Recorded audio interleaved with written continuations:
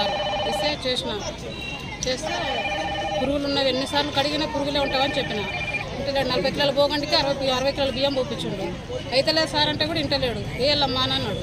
5 కిలోలు తీసినాం. ఇంకా మా మనసు తోటి దాని నుంచి అన్నం అట్లా 6 సార్లు కడిగినా కూడా బియ్యం అట్లా పురుగులు అట్లే ఉన్నాయి. పురుగులు అట్లే ఉన్నాయి. చూపించినాం కూడా సార్కి. చెప్తే కూడా లేడా? ఏమన్నాడు? కడగండి అంటాడు. 6 సార్లు కడిగినాం మేము బియ్యం. అంటే ప్రాబ్లం ఏమి ఇంతకి? బియ్యం ప్రాబ్లం ఇంకేం లేదు. బియ్యము పురుగులు ఇంకేం లేదు. నా పేరు నందిని, 10వ తరగతి బి సెక్షన్ చదువుతున్నా. నిన్న ఫుడ్ పాయిజన్ అయినందువలన కొంచెం ప్రాబ్లం అయింది పిల్లలకి. 6వ తరగతి పిల్లలు 7వ తరగతి పిల్లలు చిన్నగా ఉన్నారు కదా, కొంచెం ఎక్కువ ప్రాబ్లం అయింది ఆ పిల్లలకి.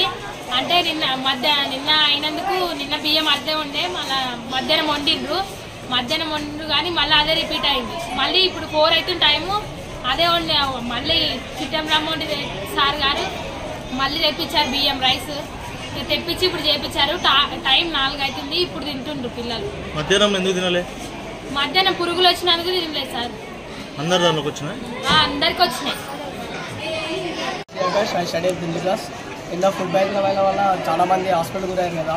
మళ్ళీ ఈరోజు ఏమైందంటే మళ్ళీ చేసిరు, మళ్ళీ అదే రిపీట్ అయింది. కలెక్టర్ అందరూ వచ్చేసారు.